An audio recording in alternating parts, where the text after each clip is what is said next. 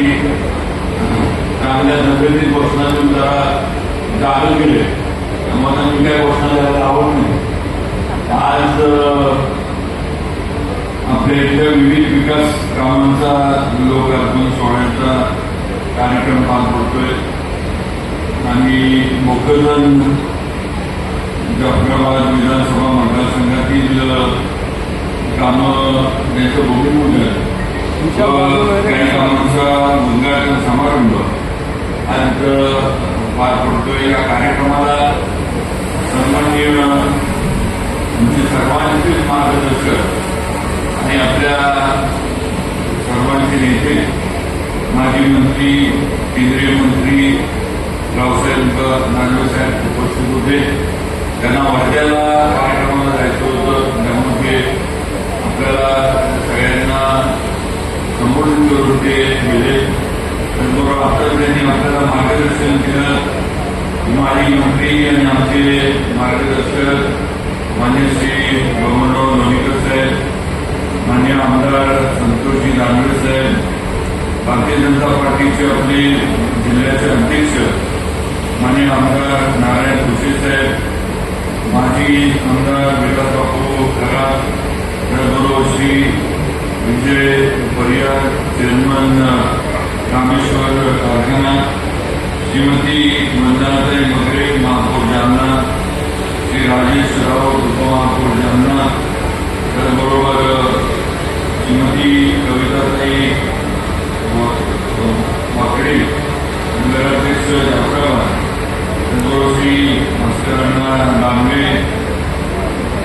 बीजेपीचे पदाधिकारी, त्याचबरोबर श्रीमती आशाताई पांडे जिल्हा परिषद सदस्य, मान्य श्रीराम पाटील मस्ते मान्य जिल्हा परिषद सदस्य जालना आणि उपस्थित स्टेजवरचे सर्व मान्यवर, भारतीय जनता पार्टीचे सर्व पदाधिकारी आणि आपल्या विधानसभा मतदारसंघातील जिल्ह्यातील सर्व कार्यकर्ते पदाधिकारी, माझे सर्व समोर बसलेले वडील आणि मंडळी आणि माझ्या सर्व उपस्थित तरुण मित्रांनो, लोणीकर साहेबांनी रावसाहेब दानवे पाटील साहेबांनी आपल्याला मार्गदर्शन केलं. हे दोन्ही नेते आमचे राजकारणात पक्षामध्ये आम्हाला गुरुस्थानी, कारण ते माझ्यापेक्षा सिनियर आहेत आणि अनेक वर्षाचा राजकारणाचा त्यांना मोठा प्रदीर्घ अनुभव आहे. त्यामुळं त्यांच्यावर मी असं नाराजी व्यक्त करू शकत नाही. मी दुसरे दोन माझे आमदार मित्र जे आहेत त्यांच्याबद्दल जरा दोघांची भाषणं झाली आणि मी जरा दोघांच्या भाषणावर नाराज झालो. आपले संतोष दानवे पाटील असतील, नारायण साहेब असतील, त्यांनी सगळं सांगितलं. राजे असे, राजे तसे, राजे कमी बोलतात, जास्त काम करतात, हे या दोघांनी पण सांगितलं नाही की राजे आमचे मित्र आहे. मंत्री नंतर झालोय, मंत्री नंतर झालोय, आधी आमची मैत्री होती. काही मंत्र्यांच्या नादामध्ये मैत्री विसरले, चुकीचं काय. त्यामुळे जरा नाराज झाला. 25 कोटीतले 5 कोटी कापतो.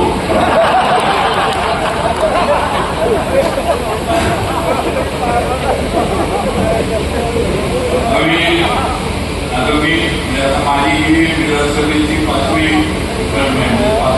मी त्याच्यामध्ये माझ्या वडिलांनंतर वाढल्यानंतर मी उभा राहिलो आणि 5वी आम्ही भाजपमध्ये तसा मी थोड्या नंतर आलो.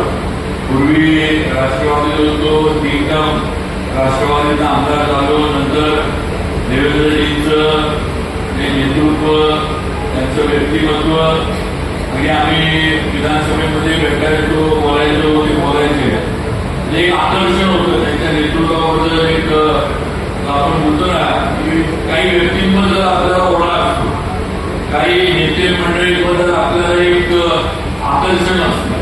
तसं मला देवेंद्रजींच्या बद्दल, त्यांच्या कामाबद्दल आणि एकंदर त्यांचं वागणं, बोलणं आणि त्यांचा अभ्यास सगळ्याबद्दल मला आकर्षण होतं आणि त्यामुळे मी निर्णय घेतला राष्ट्रवादीतनं भाजपमध्ये आलो, भाजपमध्ये आमदार झालो आणि आमची मैत्री तिघांची तेव्हापासून आमची जुळली.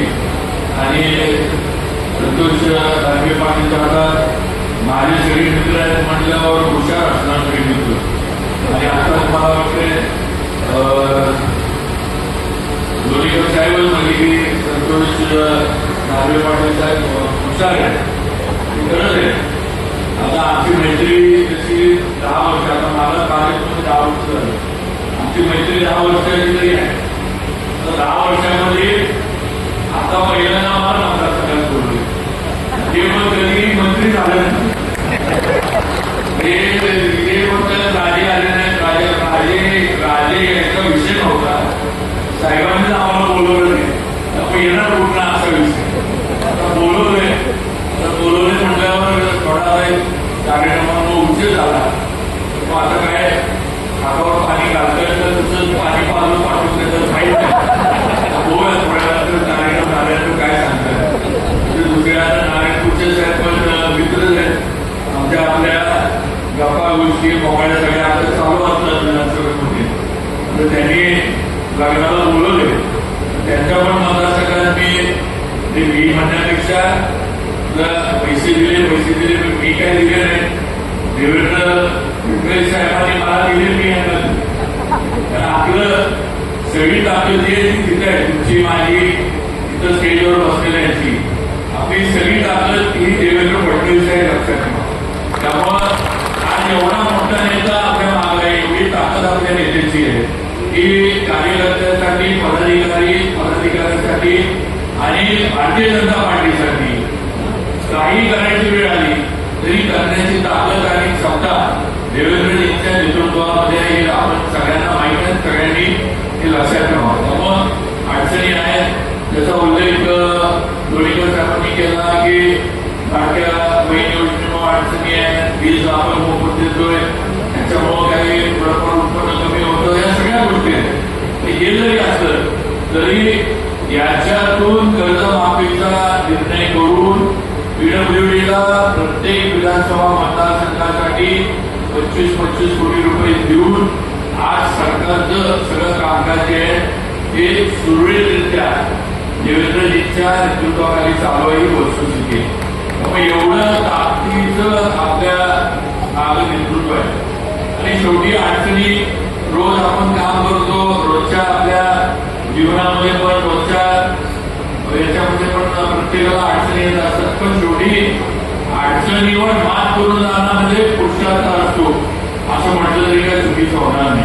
आणि तेच काम आपले नेते देवेंद्रजी करतात. आणि 100% राज्याला परत एकदा मूळ पदावर आणण्याचं काम हे युती सरकारच्या माध्यमातून आणि देवेंद्रजींच्या माध्यमातून सुरू आहे. आणि लवकरच याचा उल्लेख सारखा केला जातो की महाराष्ट्राला आपल्याला 1 ट्रिलियनची इकॉनॉमी, आपली अर्थव्यवस्था महाराष्ट्र राज्याची 1 ट्रिलियन पण आपल्याला द्यायची आहे. तर आपण देशाच्या 5 ट्रिलियन इकॉनॉमीचा भाग होऊ शकतो.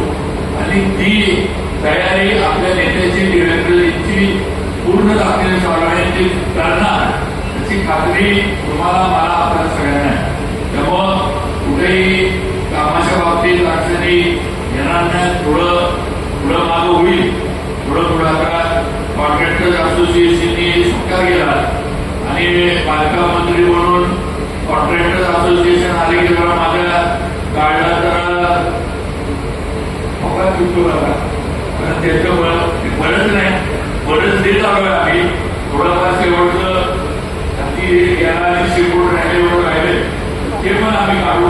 त्यामुळे कॉन्ट्रॅक्टरांनी आपल्या कारणे कामं तुम्ही सुरू ठेवा. साहेबांचं सार्वजनिक बांधकाम विभागाकडे लक्ष आहे आणि लागणारा निधी ते देवेंद्रजी उपलब्ध करून देत असतात. त्यामुळं नक्कीच ज्या काही अडचणी मागच्या वर्षभरामध्ये येत होत्या त्या आता कमी होत आल्या. आता सगळे मिळून जर सार्वजनिक बांधकाम विभागाचा विचार केला तर 18,000 कोटी ही देणी आपण जुनी जी कामं केली होती त्याची आपली राहिलेली.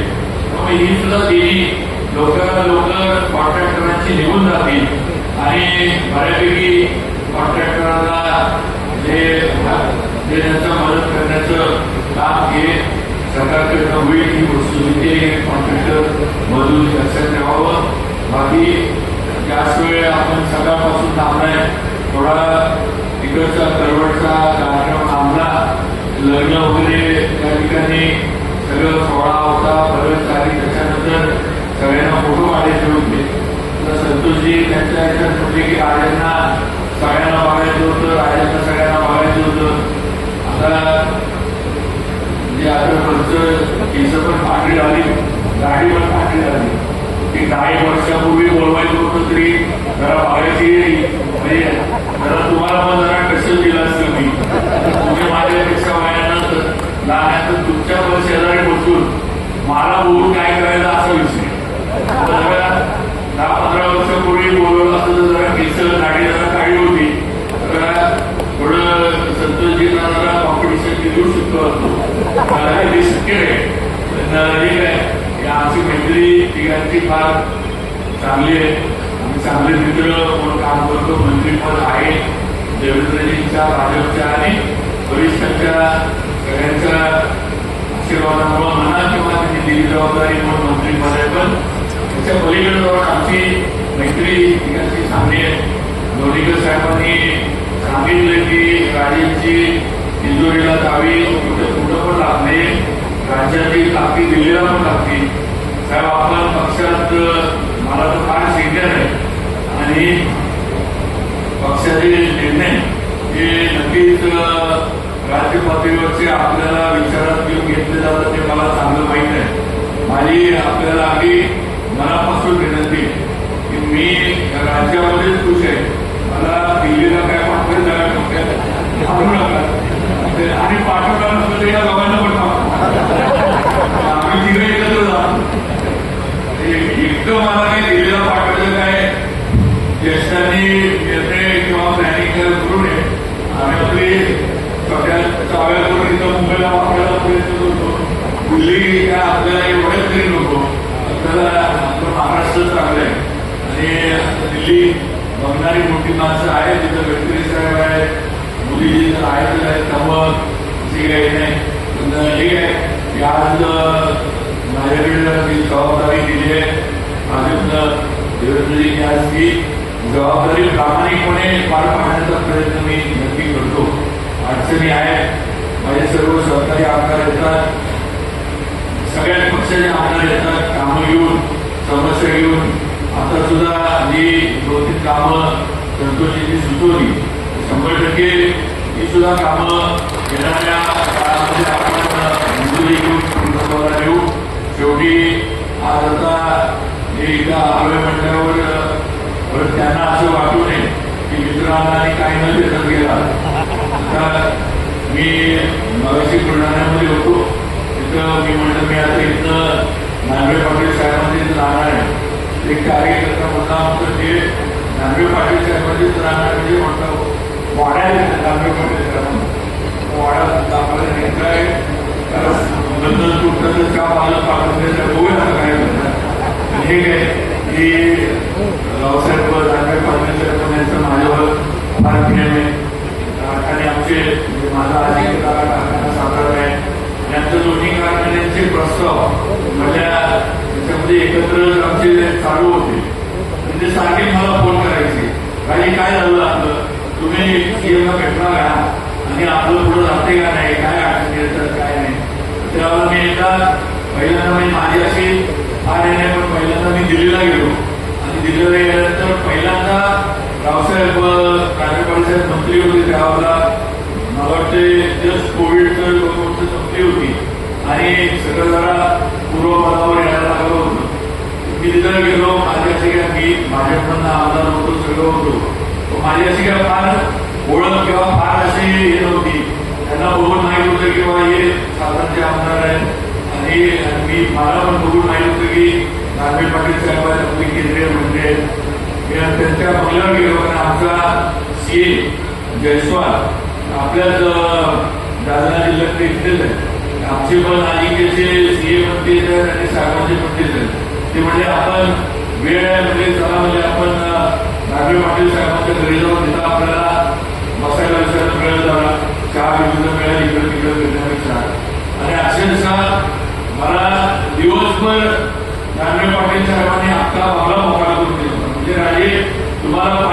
त्यावेळी थांबा, म्हणजे काही नाही, काय तुम्हाला लागत मदत, माझा स्टाफ आहे, माझी सगळी आहेत, तुम्हाला पाहिजे त्यावेळेला जे लागेल ते तुम्ही सांगा.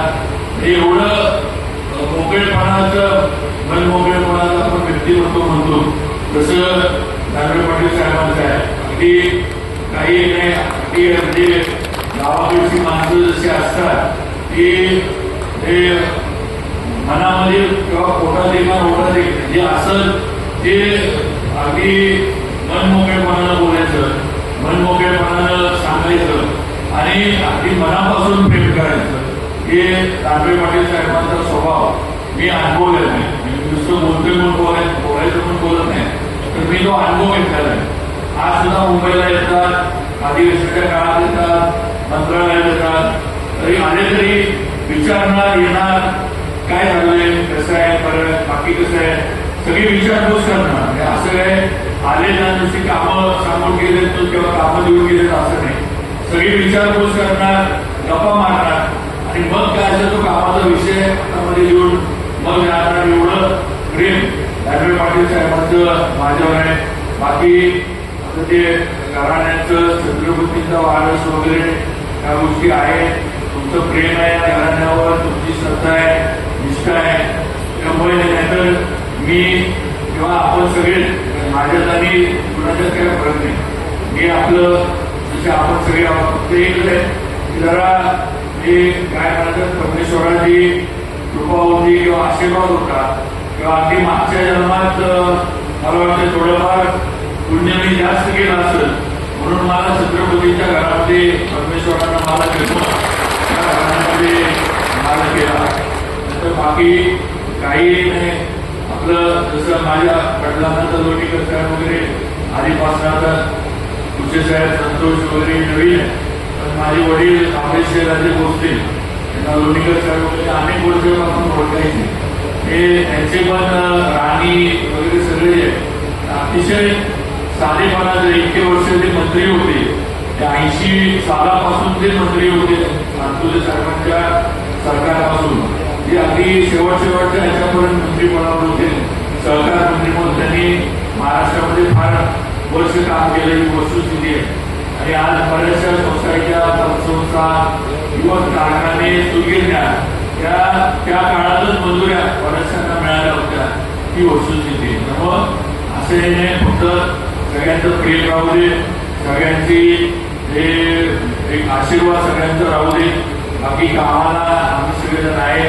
आज संतोषजींचं तरुण नेतृत्व आहे आणि त्यांनी जे सांगितलं की माझे मुख्यमंत्री निवडणूक, तुम्हाला खरं सांगतो हे भाजपच्या सगळ्या आमदारांमधला आवडता आमदार मुख्यमंत्र्यांचा म्हणजे संतोष दानवे पाटील.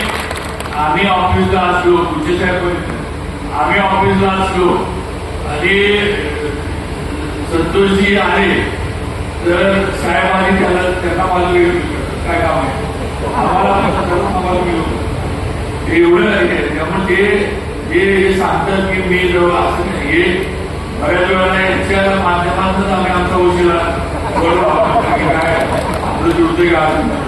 त्यामुळे हे नुसतं मला ते आठवड्याच्या झाडावर चढवायचं चालू, बाकी काय नाही. फार काय त्यांनी बाकी कामाच्या बाबतीत असं जे शेवटी मित्राला मदत केली पाहिजे. आज पदावर आज जबाबदारी दिली आहे म्हणजे त्या पदाचा वापर, त्या पदाचा उपयोग आपल्या मित्राला होत नसेल तर मग काय उपयोग नाही असं मला तरी वाटतं. त्यामुळे त्या बाबतीमध्ये नक्की त्यांच्याबरोबर आणि भाजपच्या सर्व पदाधिकारी किंवा भाजपच्या सर्व यांच्याबरोबर नक्कीच ताकदीनं राहण्याचं काम करू. सार्वजनिक बांधकाम विभाग नक्कीच चांगलं काम पुढच्या याच्यामध्ये पण आपल्या जालना जिल्ह्यामध्ये करत.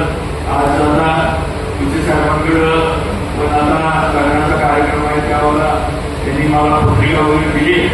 त्यांनी सांगितले 3 दिवस कार्यक्रम आहे, 1 दिवस कुठले या. मी कळवले असं नाही, मी आता यांनी पण बोललं नव्हतं 3 दिवस जाऊन यांच्या इथं राहणार आहे. त्यामुळे 3 दिवस पाहून काय करणार, 25 कोटीची पूर्ण वसुली. शेवटी 3ऱ्या दिवशी तुझे साहेबांनी म्हटलं पाहिजे की महाराज मला तुम्ही ठिका एवढा जरा त्रास द्यायला त्यांना मी त्रास द्यावा जाऊ तिला आपण सोडून देऊ.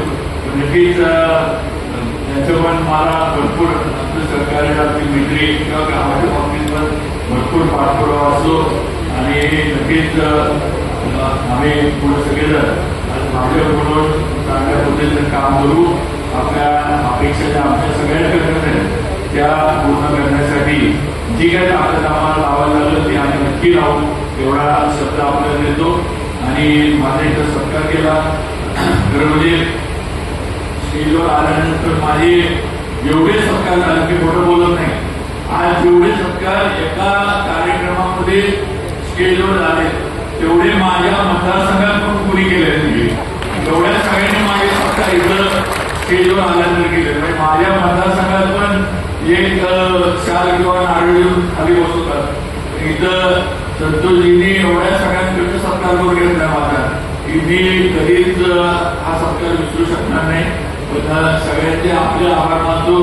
आपल्याला वेळ बऱ्याच थांबायला लागला त्याबद्दल मनापासून क्षमा पण मागतो. आम्ही उशीर झाला त्याबद्दल पण सगळ्यांचे आभार मानतो आणि थांबतो. जय जय महाराज. खूप खूप धन्यवाद. यानंतर मी आभार प्रदर्शन करण्यासाठी माननीय सुरेजी देवळे सर नगरसेवक तथा जिल्हा उपाध्यक्ष आजच्या कामाचे विविध विकास कामाचे उद्घाटन महाराष्ट्र राज्याचे सार्वजनिक मंत्री आदरणीय राजेश